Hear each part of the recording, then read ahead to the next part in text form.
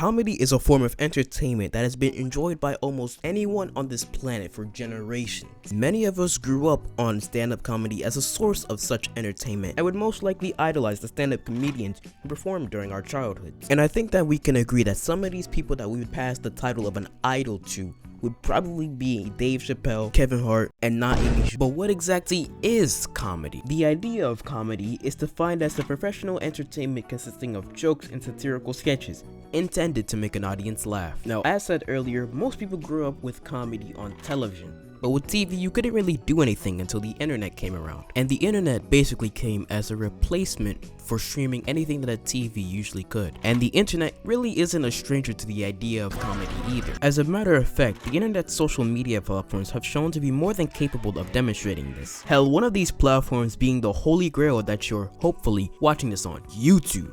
The idea of comedy has been a part of YouTube content culture since its inception back in 2005 before monetization scandals and sponsors. And comedy really cemented itself into YouTube content culture by means of the prank genre. The prank genre was a genre of YouTube content that would involve performing mischievous tricks to leave the victim and audience in confusion or embarrassment, often with a hidden camera somewhere. Other types of videos like this would include drive-through pranks or phone call pranks, which would all put a spin on a pre-existing concept and present it to YouTube. When the prank genre started to boom in popularity, the format often consisted of genuine videos that were relatively harmless to the public and still entertaining. And I think that we can all agree that the simplicity of these type of videos would result in the prank genre's mainstream debut. And at this point in time, pranks were the trendy forms of YouTube content from the late 2000s to the mid 2010s that you couldn't really escape from. And the genre was booming in popularity so much to the point where a certain beloved app came to light.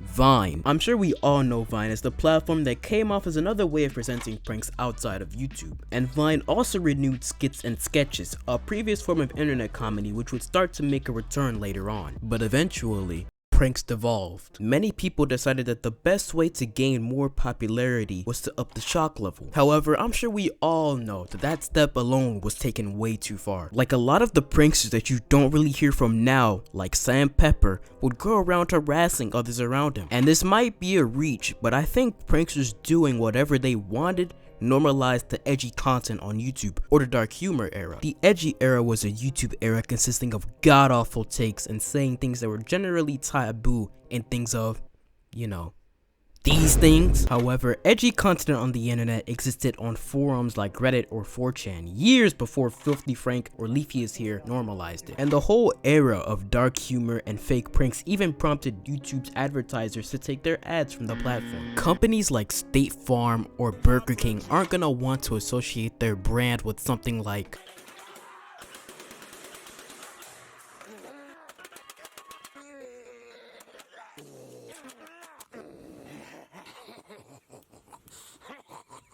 And after that whole adpocalypse thing happened, it kinda just left a hole in the community of YouTube comedy.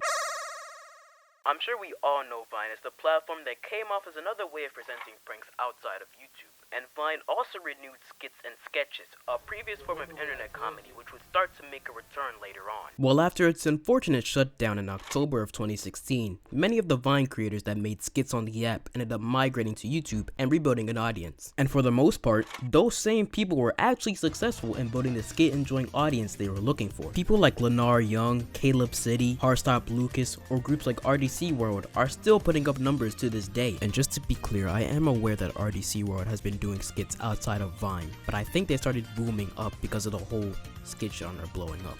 Correct me if I'm wrong though. And alongside skit YouTubers, prank type content would literally make its own grand return on the people such as Cenat or Jidion or Lofe. And people like those three would often present their genuine prank videos with an entertaining personality that anyone could get behind. And that just about wraps up the timeline of comedic content on the YouTube platform. As I adjust to this new style of content, I'll do my best to incorporate more research so I don't have to rely on y'all to fact check me. Of course, thanks again for watching. Love y'all, stay safe, and with that, I'ma head up out of here.